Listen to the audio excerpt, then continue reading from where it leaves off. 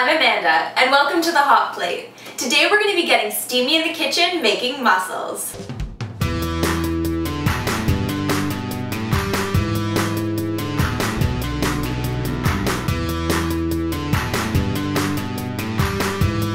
Mussels are a great and elegant dish that you wouldn't expect to be so inexpensive. Today we're going to be making a very classic mussel dish with white wine and shallots, and we've got all of our ingredients right here. We've got 2 tablespoons of unsalted butter, some extra virgin olive oil, 1 teaspoon of kosher salt, and a ½ teaspoon of black pepper. We've got 1.5 pounds of mussels for 1 person. We have 1 large garlic clove, a pinch of red chili flakes, 1 plum tomato.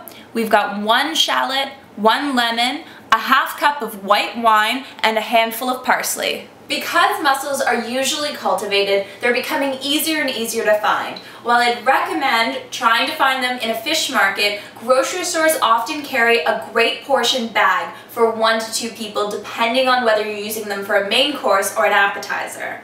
Now, here we've got 1.5 pounds of mussels. 1 to 2 pounds per person is usually the correct proportion, unless you're really big eaters. Now, what to look for when buying mussels is you want them to smell fresh. If they smell sour or like an old seafood piece of fish, they're no good, and just look for another bag. Now, what's very important is to make sure that you understand that mussels are actually living creatures and you want to buy them live. So when you have them bagged, you want to make sure that there's a hole punched through any plastic so that they get the oxygen and air so that they stay alive.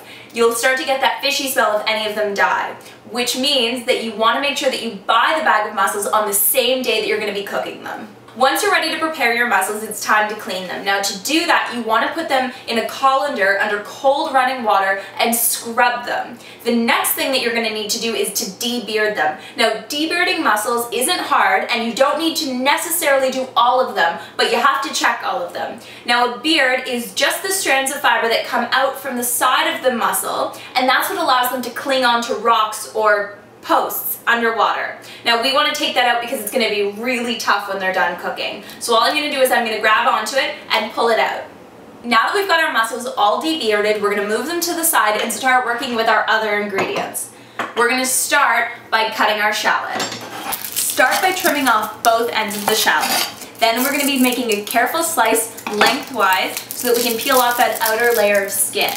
Next, we're going to be slicing the shallot in half lengthwise and then coming across and slicing it thinly crosswise. Next, we're going to be taking our large clove of garlic and we're going to smash it to help get the peel off. Then, using your knife, just keep chopping crosswise and then lengthwise until you have it in a fine mince.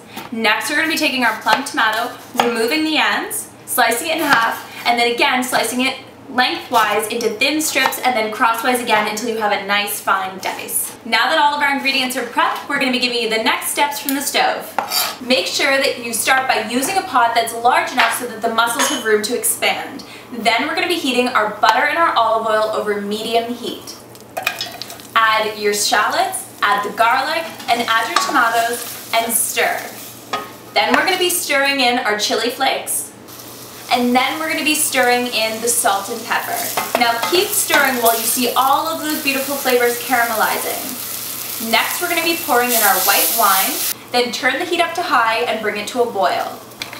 Once everything's boiling, we're going to dump in our mussels, give it a quick stir, and cover it. Let the mussels cook for 3 minutes. After 3 minutes, we're going to uncover the pot and give it a stir. You can see that all of these mussels are starting to open up, and that means that they're alive and they're getting cooked all the way through. Cover back up the pot and leave it alone for another 3 minutes. Now, while our mussels keep cooking, we're going to chop up our garnish. Now, we have a handful of parsley, which we're just going to fold in half and then run our knife through it until it's in a fine chop.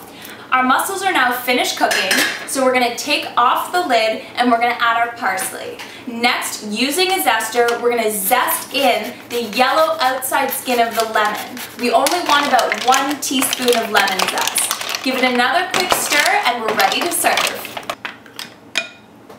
I'm so excited we've got our bowl of mussels all here. Now, a quick tip is that if any of the mussels haven't opened, it means that they were actually dead prior to cooking. So don't eat them, just chuck them in the discard bowl. We've got our mussel here. It's got some beautiful shallot tucked in here, a little bit of garlic, some chili flake, and I'm dying to taste this. Oh. These mussels are so good. The white wine just really comes through. We're getting a little bit of heat from that chili, all of that lovely zestiness from our parsley and our lemon. These mussels are to die for. So make sure to check out this and all of our other recipes at thehotplate.net and updates on our Facebook page, facebook.com/thehotplate.